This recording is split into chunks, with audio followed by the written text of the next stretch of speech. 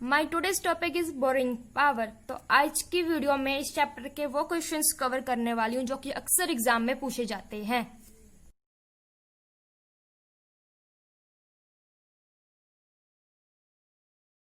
First इस chapter के introduction करते हैं एंड देन फिर इस चैप्टर के क्वेश्चंस। किसी भी बिजनेस को सक्सेसफुली रन करने के लिए हमें कैपिटल के एडुकेट अमाउंट की जरूरत होती है। सम केसेस में वो अमाउंट इंटरनल सोर्सेज से अरेंज कर लिया जाता है एंड सम सोर्सेज में वो अमाउंट एक्सटर्नल सोर्सेज से अरेंज किया जाता है, जिसमें क्या आती हैं boring, debentures, public fixed deposit, bank loans etcetera. Borrowing को हम डिफाइन कर सकते हैं कि जहां पर मनी अरेंज की जाती है एक्सटर्नल सोर्सेज से। कंपनी के जो बोर्ड ऑफ डायरेक्टर्स होते हैं वो ऑथराइज कर सकते हैं कि मनी बोरो कर सकते हैं रेसोल्यूशन पास करके बोर्ड मीटिंग में। उनकी बोरो करने की जो पावर्स होती हैं वो उस अमाउंट तक रेस्ट्रिकेट होती हैं जो कि आर्टिकल ऑफ एसोसिएशन में गिवन होती है। It means article of association में जो अमाउंट गिवन है वो उस अमाउंट से ज्यादा बोरो नहीं कर सकते हैं, जो उनकी रेस्ट्रिकेशन है। अगर कंपनी के जो डायरेक्टर्स हैं वो उस अमाउंट से ज्यादा बोरो करते हैं जो कि आर्टिकल ऑफ एसोसिएशन में स्पेसिफाइड है, तो उसको कंसीडर किया जाएगा अल्ट्रावायरस बोरिंग। बोर्ड मीटिंग में जो रेसोल्यूशन पास होगा उसे पास करके कंपनी जो बोर्ड ऑफ डायरेक्टर्स हैं वो मनी बोरो कर सकते हैं। इस चैप्टर की जो इंट्रोडक्शन है वो तो हमने कवर कर ली है एंड अब इस चैप्टर के क्वेश्चंस की तरफ मूव करते हैं। एंड फर्स्ट क्वेश्चन है व्हाट इज डिवेंचर। अगर कंपनी को अपने एक्सटेंशन एंड डेवलपमेंट पर्पस के लिए फंड्स की जरूरत है और वो भी अपनी शेयर कैपिटल को इंक्रीज किए बिना, तब वो कंपनी जनरल पब्लिक से बोरो कर सकती है फिक्स्ड टाइम पीरियड के लिए सर्टिफिकेट इशू करके फिक्स्ड रेट ऑफ इंटरेस्ट पर। ऐसे लोन को, इस तरह के लोन सर्टिफिकेट को डिवेंचर कहा जाता है। डिवेंचर ऑफर किए जाते हैं पब्लिक को for subscription in same way as for issue of equity shares. Debentures general public को उसी तरह ऑफर किए जाते हैं सब्सक्रिप्शन के लिए जैसे इक्विटी शेयर इशू किए जाते हैं। डिवेंचर इशू किए जाते हैं कंपनी की कॉमन सील के under acknowledging the receipt of money. Section 2 subsection 30 of the companies act 2013 define करता है डिवेंचर्स को। डिवेंचर्स में इंक्लूड होते हैं डिवेंचर स्टॉक, बॉन्ड्स और any other instrument of a company evidencing a debt whether constituting a charge on the assets of company और not. Debentures में include है डिवेंचर स्टॉक, बॉन्ड्स और एनी अदर इंस्ट्रूमेंट जो कि date का evidence है। Next question है what is ultra vires boring. Company की जो मनी बोरो करने की पावर्स हैं वो memorandum and article of association के द्वारा स्पेसिफाइड हैं एंड जो डायरेक्टर्स होते हैं वो अपनी उस अथॉरिटी से बियॉन्ड नहीं जा सकते हैं। अगर डायरेक्टर्स बोरो करते हैं उन पावर्स से बियॉन्ड जाकर, जो कि एमओए एंड एओए में जो पावर्स प्रिस्क्राइब्ड हैं, तो उस बोरिंग को कंसिडर किया जाता है ultra vires borings. Borings by company में भी first A boring which is ultra vires company, borings जो कि कंपनी से अल्ट्रा वायरस होती हैं। Second A boring which is intra virus the company but ultra vires से डायरेक्टर्स। दो तरह की होती है, एक वो जो कि कंपनी से अल्ट्रा वायरस होती है एंड सेकंड वो जो कि कंपनी के तो इंट्रा वायरस है बट जो डायरेक्टर्स है उसके अल्ट्रा वायरस हैं। अल्ट्रा वायरस का मतलब होता है कि बियॉन्ड द पावर, जो काम पावर से परे जाकर किया जाता है उसे कहते हैं ultra vires. And intra virus का मतलब होता है विद इन द पावर्स, जो उन्हें पावर्स गिवन होते हैं अगर वो उसके अंदर रहकर काम करते हैं तो उससे कहते हैं इंट्रा वायरस। कुछ बोरिंग्स ऐसी होती हैं जो कि कंपनी के तो इंट्रा वायरस है बट जो डायरेक्टर्स होते हैं उसके अल्ट्रा वायरस है। मतलब कि कंपनी के डायरेक्टर्स को वो अथॉरिटी नहीं होती कि वो इतना बोरिंग कर ले। अगर वो इतना बोरिंग कर लेते हैं तो उस बोरिंग को अल्ट्रा वायरस कहा जाता है, बट वो कंपनी के अल्ट्रा वायरस है। मतलब कंपनी में जो है कि वो इतनी बोरिंग कर सकते हैं बट कंपनी के डायरेक्टर्स को इतनी अथॉरिटी नहीं है कि वो जो बोरिंग करे, तो उस बोरिंग को अल्ट्रा वायरस बोरिंग कहा जाएगा। आई होप ये क्वेश्चन आपको समझ आ गया होगा कि अल्ट्रा वायरस बोरिंग्स क्या होती है एंड इसमें जो इंट्रा वायरस था वो भी आपको समझ आ गया होगा। तो नेक्स्ट है powers of the company to borrow करने के लिए कंपनी की क्या पावर्स है। कंपनी की जो पावर्स होती हैं बोरो करने के लिए वो एक्सरसाइज की जाती हैं डायरेक्टर्स के द्वारा, जो कि who can not borrow more than, वो उस अमाउंट से ज्यादा बोरो नहीं कर सकते हैं जो कि उन्हें ऑथराइज्ड किया होगा आर्टिकल ऑफ एसोसिएशन के द्वारा। मीन्स कि आर्टिकल ऑफ एसोसिएशन के द्वारा उन्हें जितना अमाउंट ऑथराइज्ड किया होगा वो उस अमाउंट से ज्यादा बोरो नहीं कर सकते हैं कंपनी के डायरेक्टर्स। डिवेंचर्स इशू करने की जो पावर्स होती हैं वो बोर्ड ऑफ डायरेक्टर्स के द्वारा डिलीगेट नहीं की जा सकती हैं। However the powers to borrow monies can be delegated by a resolution passed at a duly convened meeting of the directors to a community of directors। Directors की community में जो मीटिंग होगी उसमें जो रेसोल्यूशन पास होगा उसके द्वारा बोरो करने की पावर्स डिलीगेट की जा सकती हैं। कंपनी की जो पावर्स होती हैं बोरो करने के लिए वो अनरेस्ट्रिक्टेड होती हैं, बट जो डायरेक्टर्स की अथॉरिटी होती है वो acting as its agent is limited to a certain extent. तो शॉर्ट क्वेश्चंस यहाँ पर फिनिश हो गए हैं। अब लॉन्ग क्वेश्चंस की तरफ मूव करते हैं।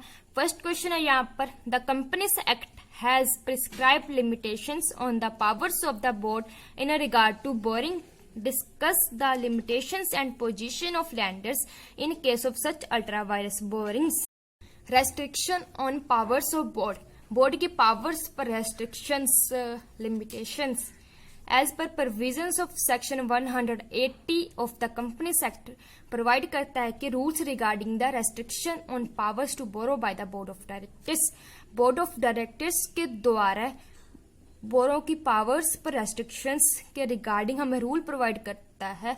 इसका सेक्शन 180 के अंदर कंपनी के जो बोर्ड ऑफ डायरेक्टर्स हैं वो इन पावर्स को एक्सरसाइज तो कर सकते हैं, बट उसके लिए उन्हें कंपनी की कंसेंट लेनी होगी स्पेशल रेसोल्यूशन पास करके। तो यहाँ पर फर्स्ट पॉइंट है to sell, lease or otherwise dispose of the whole or substantially the whole of the undertaking of the company. यहाँ पर कंपनी की अंडरटेकिंग का मतलब है कि हम कंपनी के उस पार्ट को सेल और लीज पर देंगे जो कि हमें कंपनी की टोटल इनकम में 20 या 20% से ज्यादा इनकम जनरेट कर रहा है। तो अगर वो कोई पार्ट हम उसे सेल और लीज पर देने वाले हैं जो कि 20 या 20% से ज्यादा टोटल इनकम में जनरेट कर रहा है, तो उसके लिए उसको सेल और लीज पर देने के लिए हमें पहले कंपनी की कंसेंट लेनी होगी स्पेशल रेसोल्यूशन पास करके। और जहां पर कंपनी एक से ज्यादा अंडरटेकिंग है of the whole or substantially the whole of any such undertaking. Second point है to invest otherwise in trust securities the amount of compensation received by it as a result of any merger और amalgamation. Merger और amalgamation से हम कोई अगर compensation received करते हैं तो अगर हम उसे ट्रस्ट सिक्योरिटीज में इन्वेस्ट करते हैं तब तो कोई इश्यू नहीं है। अगर हम उसे कहीं और इन्वेस्ट करना चाहते हैं तो उसके लिए हमें कंसेंट लेनी होगी स्पेशल रेसोल्यूशन पास करके। नेक्स्ट पॉइंट है मनी बोरो करना। जब हम मनी बोरो करते हैं तो उसके साथ जो मनी हम ऑलरेडी बोरो कर चुके हैं अगर वो एक्सीड हो रही है paid up share capital and free reserve से, तो उस मनी को बोरो करने के लिए हमें स्पेशल रेसोल्यूशन पास करना होगा। तो इसमें टेम्पररी लोन्स को इंक्लूड नहीं किया जाएगा। Temporary loans obtained from the companies bankers in the ordinary course of action. Company के ऑर्डिनरी कोर्स ऑफ एक्शन में जो टेम्पररी लोन्स लिए जाएंगे उसको इसमें इंक्लूड नहीं किया जाएगा। टू रेमिट और give time for the repayment of any debt due from a director. Director से अगर कोई डेट ड्यू है तो उसकी रिपेमेंट के लिए जो टाइम गिव न होगा उसके लिए स्पेशल रेसोल्यूशन पास करना होगा। तो जे 4 पॉइंट्स वो थे जिनको कंपनी एक्सरसाइज तो कर सकती थी, बट उसके लिए कंसेंट लेनी होगी स्पेशल रेसोल्यूशन पास करके। तो नेक्स्ट है सेकंड पॉइंट। तो ये था फर्स्ट पॉइंट इसमें रेस्ट्रिक्शंस में, तो ये है सेकंड पॉइंट। जैसा कि हमने जहां पढ़ा कि अगर कंपनी को अमाउंट बोरो करना है तो उसके लिए तो जो अमाउंट बोरो करना है, जो अमाउंट ऑलरेडी बोरो कर चुके हैं, अगर वो एक्सीड है paid up share capital and free reserve से, तो उसके लिए स्पेशल रेसोल्यूशन पास करना होगा। तो ये पॉइंट इसी से रिलेटेड है। तो इसमें है कि जब कंपनी के द्वारा जनरल मीटिंग में स्पेशल रेजोल्यूशन पास होगा तो उसमें स्पेसिफाई होगा total amount up to which monies may be borrowed by the board of directors. Board of directors द्वारा जो मनी बोर्ड होगी वो अमाउंट स्पेसिफाइड होगा।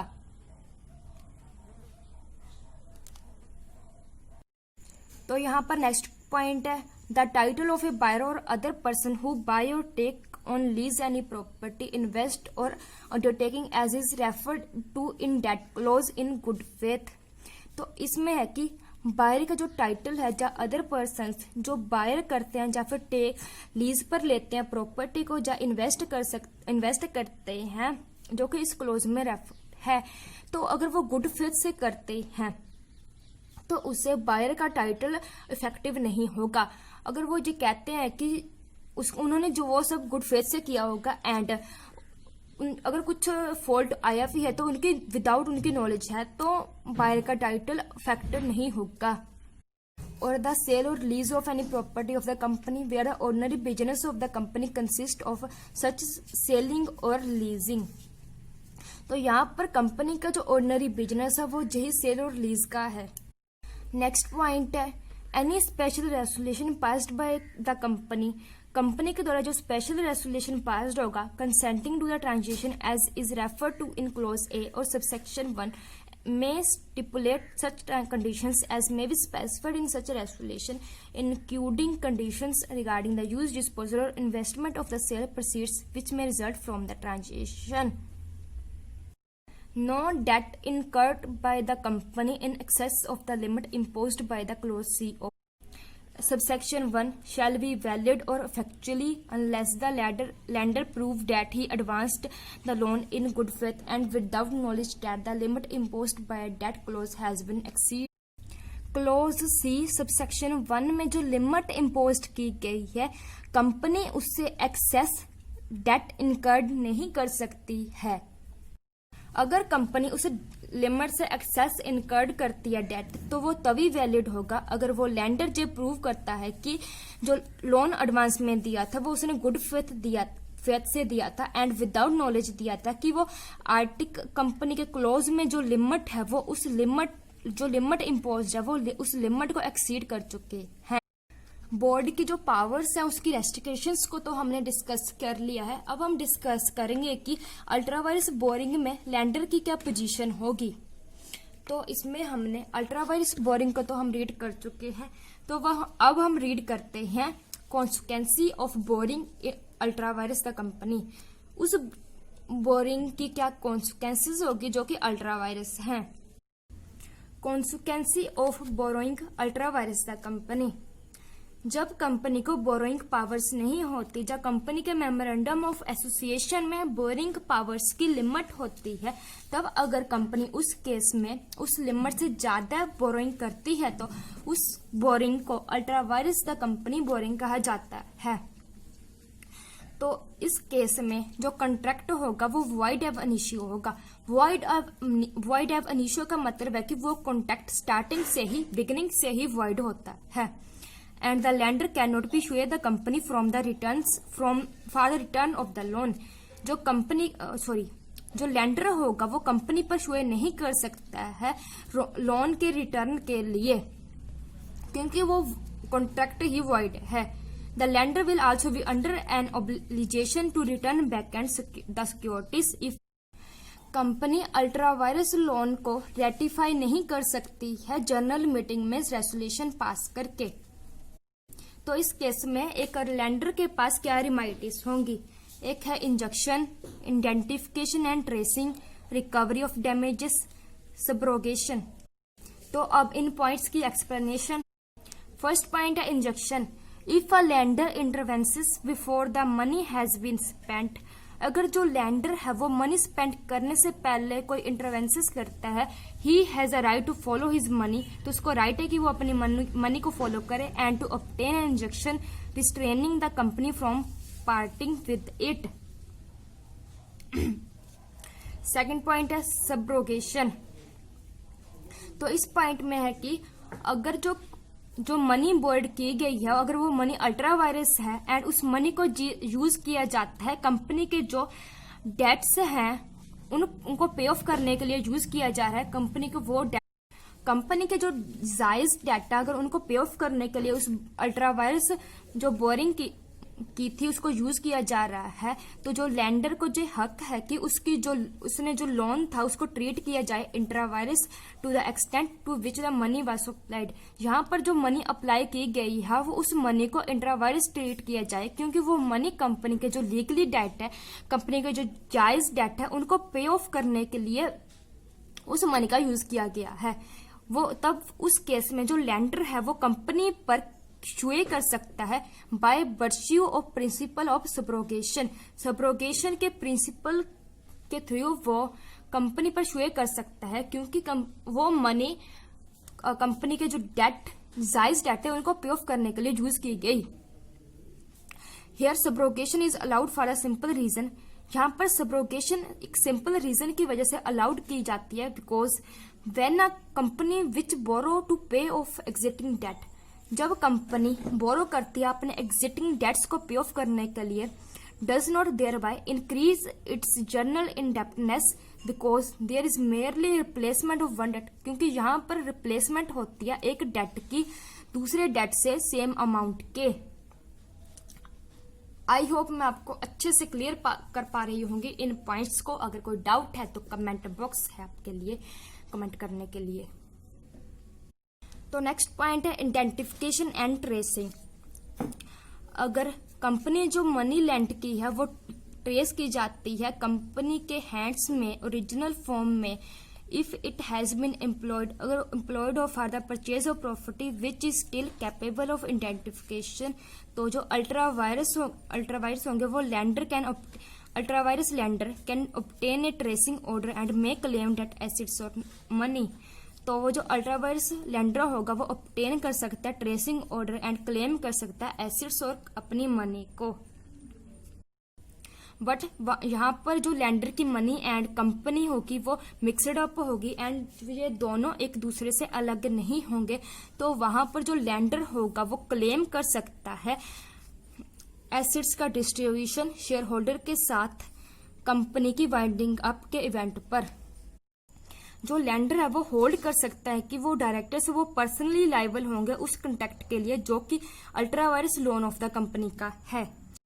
डायरेक्टर्स लायबल होंगे उन डैमेजेस के लिए जो कि लैंडर को हुए हैं breach of implied warranty of authority की इम्प्लाइड वारंटी के ब्रीच होने की वजह से जो लैंडर को डैमेजेस हुए हैं उसके लिए डायरेक्टर्स लायबल हैं।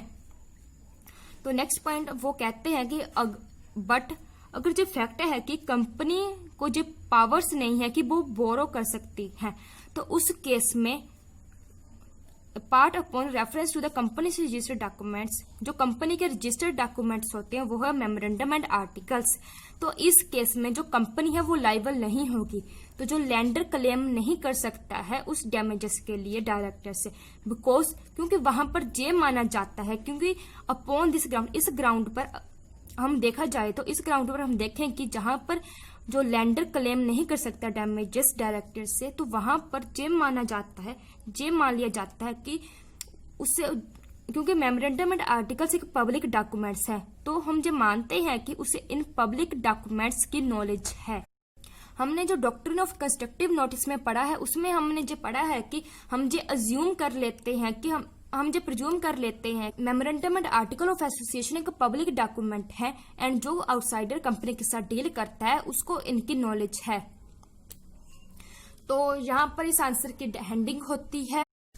Thanks for watching this video. मिलते हैं नेक्स्ट वीडियो में, तब तक के लिए बाय बाय, टेक केयर।